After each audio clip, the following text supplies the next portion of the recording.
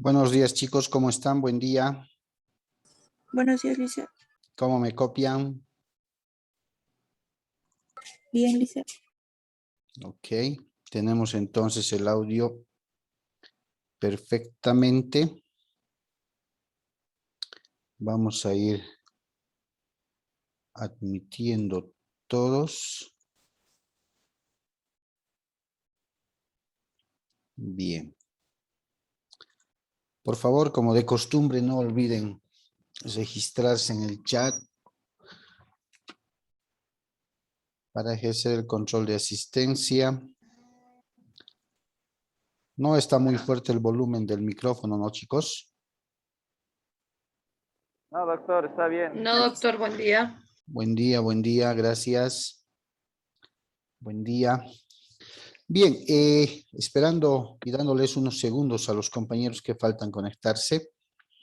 El día de ayer empezamos a abordar el tema del cumplimiento de las obligaciones, viendo una de las primeras formas, la más adecuada, la más esperada, la más correcta, si quieren llamarlo, que era el pago, con todas las características que esto supone, con todos sus elementos, tomando en cuenta algo importante, cómo se imputan los pagos conforme establece el artículo 116 del Código Civil, cuando existen especialmente varias deudas con el mismo acreedor, ¿ya? Créanme que este tema de la imputación de pagos, cuando existe varias deudas con un solo acreedor, es algo que legalmente se recomienda. Sin embargo, en materia civil, ustedes saben muy bien, existe una regla, pero una regla general, pero también existen reglas específicas, ¿ya? Esas reglas específicas generalmente se encuentran enmarcadas en respetar el acuerdo de las partes. La norma podría establecer un lineamiento, la norma podría establecer una forma, pero también se respeta el acuerdo voluntario libre de cualquier vicio en el consentimiento de las partes. Por eso vamos a encontrar siempre en el código la palabra salve o salvo, acuerdo distinto de las partes, vamos a encontrar excepto si las partes acuerdan cosa distinta. Esa viene a ser una regla específica en materia civil. No es extraño por eso encontrar a momento de dar una lectura al Código Civil esta clase de situaciones. La doctrina civil establece que la regla general es el cumplimiento de lo que dice la norma y la regla específica es el acuerdo al que las partes puedan llegar que sea distinto a lo que dice la norma, pero de ninguna manera significa salirse del marco de lo que establece el propio Código Civil o la norma. No, simplemente que el Código Civil nos va a dar el lineamiento como se deben hacer las cosas, pero las partes pueden modular mediante un acuerdo lo que la misma norma está estableciendo. Y en materia de obligaciones se ve mucho este tema, ¿ya? Bien, les decía, ayer vimos el tema del pago como una de las formas más esperadas, más pertinentes, además de cumplir con una obligación, es lo que se espera, ¿cierto? Hemos reiterado mucho lo establecido en el artículo 291 del Código Civil, que de principio les había comentado. Es un artículo que lo vamos a utilizar en todas las figuras jurídicas, en todos los institutos jurídicos que tienen que ver con obligaciones especialmente. El día de hoy vamos a abordar el tema de la oferta de pago y consignación. ¿Se acuerdan cuando hicimos la presentación de la materia, la primera clase hábil que tuvimos? Establecimos que hay una figura jurídica que se genera cuando el deudor no cumple en el término o plazo pactado para poder cumplir con la obligación. Si el plazo para poder cumplir era el día de ayer, 20 de agosto, al día de hoy se ha generado una figura jurídica muy usual en obligaciones. ¿Cuál creen que sea? ¿La mora, doctor? La mora, ¿cierto? La mora, ¿qué quiere decir? Tardanza, retraso en el cumplimiento de la obligación, que generalmente que generalmente es lógico pensar que el único que puede ingresar en mora, en esa tardanza, en ese retraso, en el cumplimiento de la obligación o para el cumplimiento de la obligación es el deudor. Pero hemos comentado que en materia de obligaciones no solamente el deudor es quien puede ingresar en mora, ¿cierto? También el acreedor lo puede hacer. ¿Alguien se acuerda qué es lo que comentamos? ¿Cuándo podría el acreedor ingresar en mora?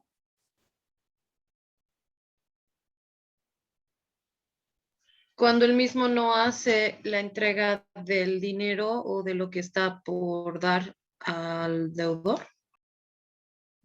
Ya.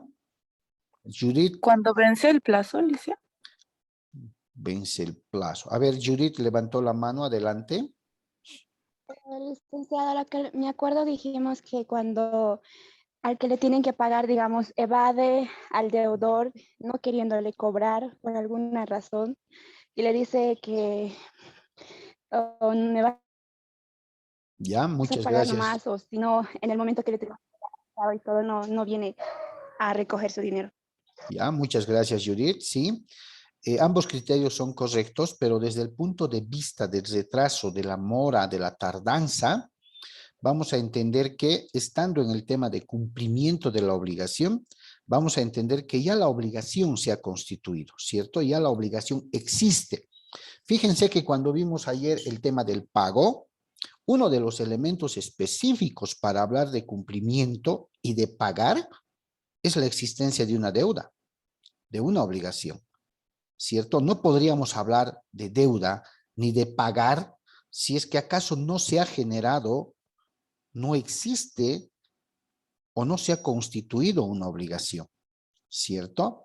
Entonces, cuando constituida la obligación, el deudor se demora, se retrasa, tarda en cumplir, definitivamente ingresado en mora. ¿Cierto? Que es un tema aparte que lo vamos a analizar, porque la mora tiene consecuencias jurídicas con respecto a las partes que han constituido una obligación. Entonces, desde el punto de vista de haberse constituido la mora, ¿sí? De haberse materializado la obligación, más bien, resulta que el deudor quiere pagar, quiere cumplir con la obligación asumida, con la responsabilidad. Pero el acreedor, como bien decía Judith, evade, obstaculiza esa voluntad de cumplimiento que quiere realizar el deudor. Lo llama, lo busca, ve la forma de poder cumplir, le dice quiero pagarle, se cumple cada, por decirles, cada 21 como el día de hoy, pero el acreedor le sale con, popularmente, digamos, con vueltas, pretextos, que no estoy, que voy a llegar la próxima semana, no estoy en mi casa, estoy de viaje, estoy delicado, es algo muy, o sea, una serie de argumentos que obstaculizan, impiden que el deudor responsable quiera cumplir con la obligación. La pregunta nace, y esto es muy usual como consulta legal y procesos en los despachos de los abogados, dice, ¿qué hago? ¿Qué hago, doctor? ¿Qué hago, doctora? Quiero pagar, no quiero más que corra el interés, quiero pagar en la fecha pactada, en la fecha en que se cumple la obligación y el plazo además, pero me ha ido saliendo con vueltas toda esta semana y nuevamente se está generando el interés.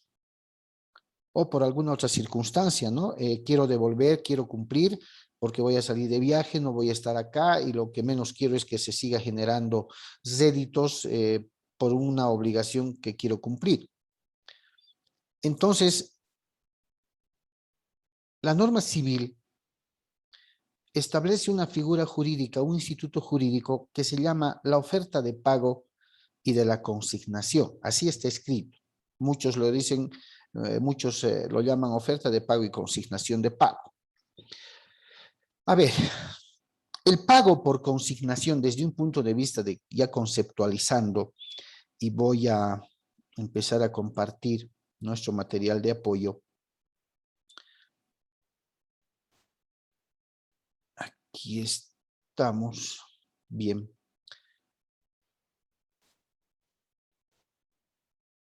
Vamos a acomodar esto acá. Bien. El pago por consignación. Cuando hablemos de pago por consignación, vamos a establecer y automáticamente pensar que es el pago que quiere satisfacer o satisface el deudor o quien estuviera legitimado. No se olviden que ayer vimos quiénes pueden cumplir con la obligación, quiénes pueden pagar. El directo legitimado es el deudor, pero también puede haber un tercero, ya sea con conocimiento o sin conocimiento del deudor, o también con consentimiento o sin consentimiento del deudor. A esos les hemos llamado de manera general el famoso solvens, ¿cierto? Y al acreedor, al titular directo y a quien estuviera autorizado por él, a quien se le hubiera delegado representación, les hemos denominado de forma general accipiens, ¿ya? Entonces, cuando hablemos del pago por consignación, estamos hablando del pago que quiere realizar o que realiza el deudor o quien estuviera legitimado por este, sustituyéndolo en el cumplimiento de la obligación. Pero, ¿cuál es la esencia del pago o de la oferta de pago o consignación? La esencia es que este pago, como forma de cumplimiento de una obligación, se va a realizar con intervención judicial. ¿Ya? Como el acreedor ha evadido de todas las formas que el deudor pueda cumplir con la obligación, le ha salido con toda clase de pretextos y no ha permitido que en reiteradas oportunidades el deudor cumpla con la obligación, al deudor no le va a quedar otra que es recurrir a la autoridad judicial para la aplicación de esta figura de la oferta de pago y consignación. ¿Sí? Se supone que el acreedor, para hablar de oferta de pago y consignación, no quiere recibir el pago. Tal vez por seguir generando réditos, ¿no? Tal vez por considerar lo que no es completo, que no se le está devolviendo junto al capital el interés hasta el último día en que se está devolviendo la obligación, porque aparece un tercero y el deudor no le ha comunicado al acreedor que X persona le va a pagar. Pueden ser una serie de argumentos que el acreedor pueda alegar. Pero el fin, el fondo de una obligación tiene que ver con lo que establece pues el artículo 291. El deber que tiene el deudor de satisfacer y cumplir con la obligación, ¿sí? Y el derecho que tiene el acreedor a exigir y percibir el cumplimiento de esa obligación. Ese es el fondo de las obligaciones. Cualquiera sea el tipo. Obligaciones de dar, obligaciones de hacer u obligaciones de no hacer. Esa es la esencia, ¿cierto? Quien es considerado deudor tiene un deber, cumplir, satisfacer. Quien es considerado acreedor tiene un derecho, exigir, percibir, recibir el cumplimiento de la obligación. Entonces, en definitiva, el pago por consignación es un pago efectuado con intervención judicial. Y esta modalidad, reitero, va a proceder, se va a generar ante la evasión, ante la negación que pueda ejercer o demostrar la parte acreedora. En la doctrina civil se dice que la oferta de pago y consignación, al establecerse la intervención de un juez, ¿no?, es una forma de cumplimiento de la obligación excepcional, porque lo normal y natural sería que así como se constituyó una obligación, previo acuerdo de las partes, el acreedor entregó lo solicitado y posteriormente y cumplido el plazo, el deudor de forma responsable también cumplió. Esa es una forma normal y natural en la que deberían de ir todas las obligaciones. Por eso algunos autores establecen que cuando el acreedor ingresa en mora, el deudor recurre a una forma excepcional, a un recurso excepcional, ¿no? En la que tiene que ver una autoridad judicial. Ahora, el pago por oferta de pago y consignación es de igual modo facultativo, dice algún autor. El deudor, es decir, toma la opción de recurrir a la oferta de pago y consignación mediante una autoridad judicial. ¿Por qué algunos doctrinarios hacen este criterio o hacen este análisis, mejor dicho? Porque dada la coyuntura actual, esto viene de la escuela actual, porque dada la coyuntura actual, fíjense lo que hace algún acreedor, ¿no? Y hay que ver si es procedente o no. ¿Qué ocurre si yo, acreedor, tengo una obligación? A ver, está en pantalla Judith. Y la busco, la llamo y le digo, Judith, quiero cumplir con la obligación, por favor, ¿dónde te puedo buscar? ¿En tu domicilio, en tu oficina? Y Judith me sale con vueltas. Pero como yo tengo en el documento, habíamos establecido que los intereses, por ejemplo, los tenía que pagar mediante depósito bancario en una cuenta señalada por Judith ahí. ¿Qué pasaría si agarro y deposito el capital más el interés al día en esa cuenta? El voucher es mi comprobante de que he hecho el depósito de esa cantidad que constituye el monto de capital e intereses pagados por la obligación que suscribimos con la parte acreedora. ¿Podrá el acreedor alegar, negarse, decir que no se le entregó en su mano, que no estaba de acuerdo que lo haga de esa manera? ¿Qué creen? Ayer, pero creo que determinamos que eso no se podía hacer así por así, ¿no, doctor? Sí, ¿ve? ¿Qué es lo que tendríamos que hacer? ¿Podríamos hacer eso o de pronto nos podríamos equivocar? Por ejemplo, en materia laboral, fíjense, en materia laboral, el empleador agarra, le da su memorándum de agradecimiento al trabajador, perfecto, gracias, y deposita los beneficios sociales en la cuenta donde le pagaba su salario. Lo deposita, listo, gracias, y dice la parte empleadora, hemos cumplido, hemos girado el memo de agradecimiento de servicios, más el pago de sus beneficios sociales, aquí está nuestro voucher, y por tanto vamos a dar de baja el seguro social de largo plazo y de corto plazo. Lo hacen en materia laboral. La pregunta es, ¿ahí está fundido el trabajador? ¿Ha sido despedido? ¿Le han depositado? ¿No tiene ninguna esperanza de retornar, de pedir su reincorporación? ¿Qué creen? No, porque eso no es legal, doctor. Para hacer un despido, aparte de entregarle el documento de agradecimiento, se debe de hacer una liquidación. Al hacer la liquidación debe ser visada por el Ministerio de Trabajo.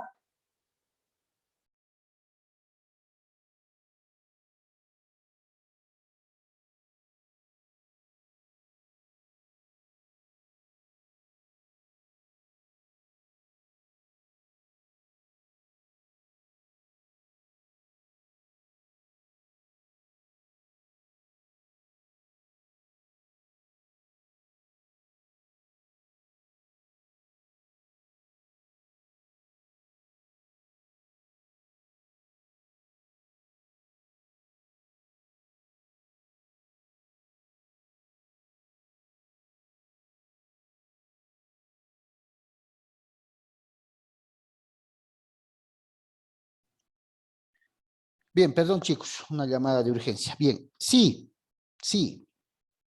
Ocurre que, fíjense, para hacer una comparación nada más, aquí hay un deudor y acreedor, en el ejemplo en materia social que les acabo de hacer.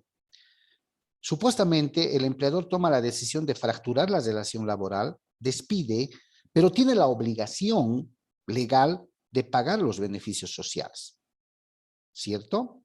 En este caso, el deudor vendría a ser el empleador y el acreedor o el trabajador el acreedor. Bien, este deudor, en este ejemplo, agarra y deposita en la cuenta bancaria. Y con eso cree que ya ha cumplido con todo, ha perfeccionado la extinción de la relación laboral, ¿cierto? Muchos lo hacen así. ¿Por qué? Porque seguramente saben que si lo van a llamar al trabajador, le van a decir, mira, aquí está tu finiquito, fírmalo, y aquí está tu dinero por concepto de beneficios sociales, que es la forma correcta de liquidar y extinguir una relación laboral, ¿cierto? Ustedes ya han pasado laboral, ¿cierto? Estamos pasando, doctor, pero le decía lo siguiente antes de que se le corte la llamada, es que el ejemplo que usted da es un ejemplo que cualquiera pensaría que es correcto, pero en realidad no lo es, porque si una persona llega a hacer eso para liquidar a un trabajador, se mete en un lío grande, porque el trabajador, como usted hace rato decía, puede decir, no tengo yo ese depósito, no me han pagado, y por más que haya un comprobante o un voucher, se deben seguir ciertos procedimientos para el retiro del personal, que es primero hacer un finiquito, hacer la liquidación, hacer visar en el Ministerio de Trabajo, informar que se está despidiendo a la persona, porque si no, esta persona luego puede pedir la reincorporación a su fuente laboral por este tipo de vicios o este tipo de incoherencias que han habido en su despido. Si no estoy mal, doctor. No, resulta que para hacer la ejemplificación y vamos a hacer la comparación para que podamos entender, fíjense, no está mal el criterio. En materia laboral, cuando el acreedor es el trabajador y el deudor es la empresa o la parte empleadora, como bien dice Lidia, hay un procedimiento para poder pagar los beneficios sociales, ¿sí? Actualmente es bien difícil despedir a un trabajador o trabajadora si acaso no existen causales de despido. Y aún en el hipotético caso de existir, ¿ya? Se debe cumplir en respetar el derecho y garantía constitucional llamado debido proceso, ¿cierto? Porque si no se respeta aquello, que es un derecho y garantía constitucional de toda persona, ese despido va a ser declarado ilegal, además de injustificado, y con seguridad que un trabajador va a volver, ¿cierto? Es más, algunos ni siquiera hacen el depósito en cuenta del trabajador, sino que agarran, despiden al trabajador de forma intempestiva, ¿no? Y independientemente de los motivos que haya podido generar, y lo que hacen es, el día 14-15, hacer los depósitos en fondos en custodia del Ministerio de Trabajo. ¿Listo? Lo han depositado. Pero como bien dice Lidia, el trabajador agarra, si vale el término, agarra y dice, yo no acepto mi despido y menos acepto el pago de los beneficios sociales, indistintamente si el monto está bien o no está bien. ¿Por qué? Porque hay un decreto supremo, el 28699, llamado el Decreto de la Estabilidad Laboral, que establece que ante un despido considerado intempestivo e ilegal, el trabajador tiene dos caminos. Una, aceptar el despido y cobrar sus beneficios sociales. Y dos, rechazar el despido y optar por su reincorporación laboral. Entonces, si él rechaza el despido, no debe cobrar beneficios sociales. Pero aquí está la disyuntiva. ¿Qué pasa si lo han depositado y la empresa siempre va a alegar, se ha pagado sus beneficios sociales, aquí está el depósito? No. Hay vasta jurisprudencia que establece que que establece que se debe establecer la recepción exacta del dinero en manos del trabajador. ¿Qué quiere decir? Para decir que le he pagado y ha aceptado, ¿cierto? Le debo efectivamente pagar en su mano, ¿cierto? Y debe firmar en constancia de esa recepción. Solo así podría alegar que ha aceptado su despido con el pago de beneficios.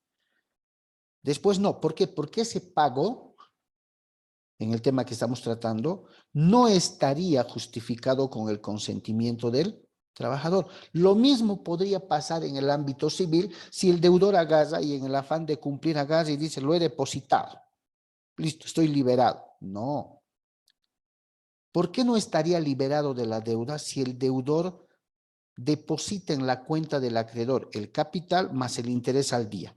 ¿Por qué no? Ojo, está devolviendo, es cierto, está devolviendo el capital y está devolviendo, está pagando el interés hasta el día del depósito, digamos.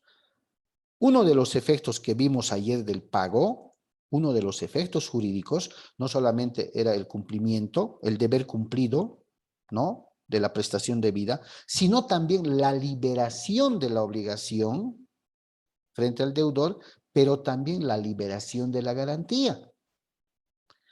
El hecho de hacer el deudor el depósito en la cuenta del acreedor, ¿genera esos efectos jurídicos, chicos, o no genera?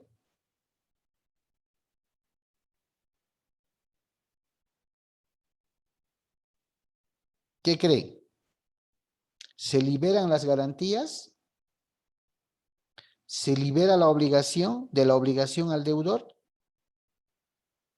¿O no hay ese efecto jurídico porque falta algo?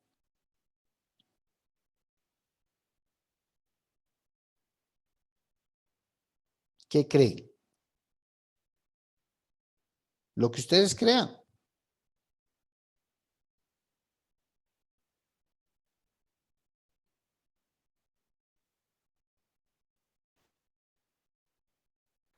Doctor, creo que sí se podría liberar la obligación, pero no la garantía porque no fue hecha de la manera correcta. Muy bien, Nicole, gracias. ¿Quién más?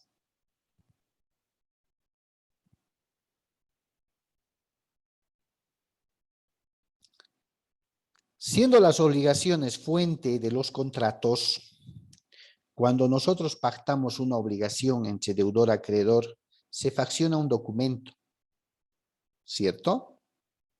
En el documento se establece la voluntad de las partes, las condiciones en las que se está materializando y constituyendo esa obligación. ¿Sí? Perfecto. Se está estableciendo en el contrato el porcentaje de interés acordado por las partes, la modalidad de pago y la forma en la que se va a pagar.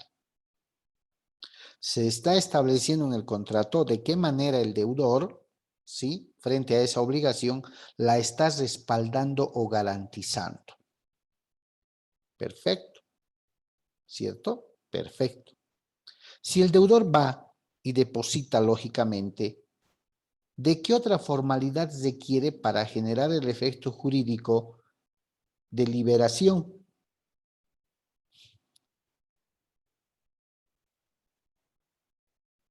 ¿O no requiere de nada más? Doctor, ¿no tendría que requerir un documento que avale que está haciendo la cancelación de ese tipo? Por ejemplo, digamos en el caso de que, un ejemplo que nos dio el anterior era de que el acreedor no quería recibir y ya estaba pasando el tiempo y el deudor quería cancelárselo para no seguir teniendo que pagar más tiempo, entonces tendría que ir a un abogado a redactar que le está evadiendo y que quiere hacer la cancelación, ¿o cómo sería, dice? Sí, sí. Claro que faltaría esa formalidad, ¿cierto? A veces en la praxis jurídica decimos que un documento es extinguido con otro documento. Nació un documento y para morir ese documento debe existir otro documento. Claro, Si nació un documento en el que se refleja la existencia de una obligación, las condiciones pactadas, la garantía, el solo hecho de depositar no está estableciendo la existencia de otro documento que vaya a aniquilar, a extinguir esa obligación.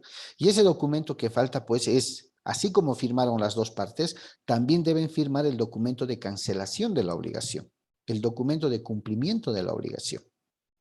Y solamente con ese documento se va a dar el efecto jurídico de liberar al deudor de la obligación y si hay garantías, liberar las garantías. ¿Sí o no? Si de pronto el acreedor, dependiendo del monto y el acuerdo al que han llegado, en el documento pactado fue a derechos reales y grabó la garantía, podrá ir el acreedor y decir, mire, yo he depositado, aquí está mi voucher del banco, he cumplido, quiero que liberen.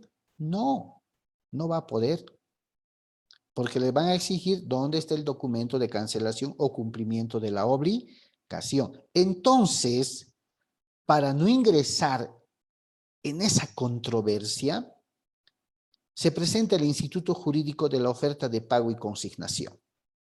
¿Ante quién? Ante una autoridad judicial.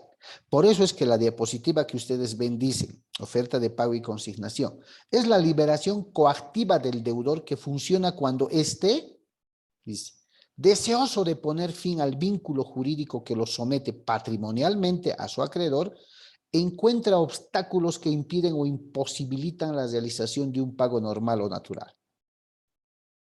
En términos claros, la oferta de pago y consignación es el pago que hace el deudor mediante intervención judicial o mediante autoridad judicial cuando el acreedor ingresa en mora. ¿Y cuando ingresa en mora el acreedor? Cuando evade, cuando obstaculiza, cuando impide o imposibilita que el deudor pague, cumpla con esa obligación.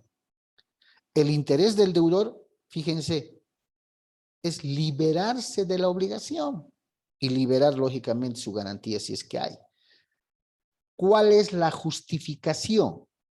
Evitar que se sigan causando interés. Ustedes saben que mientras la obligación no sea cumplida, los intereses van a seguir corriendo, chicos. ¿No ve? Entonces, el deudor quiere evitar que esos intereses sigan corriendo. Extinguir las garantías reales que graben sus bienes o la personal de sus fiadores. Claro, busca la liberación. Quiero que se liberen las garantías, se cancelen los gravámenes sobre mi inmueble o en su caso, si he presentado garante personal, se libere a mi garante personal o a mi fiador. Busca también el deudor deseoso de cumplir con la obligación, evitar indemnización de perjuicios en que puede incurrir por su propia mora. ¿Por qué? Porque el acreedor podría decir, tenía que cumplirse el 20 y hasta la fecha no me ha pagado. Por tanto, fuera de los intereses me puede generar daños y perjuicios, que los vamos a ver más adelante, porque puede alegar daño emergente, puede alegar lucro cesante, puede alegar que se devuelvan honorarios a mis abogados. Es más, hay acreedores, y esto es en la vida real, chicos, evaden que el deudor de alguna manera quiera cumplir, ¿sí? Evaden. Y más bien le inician un proceso ejecutivo al deudor.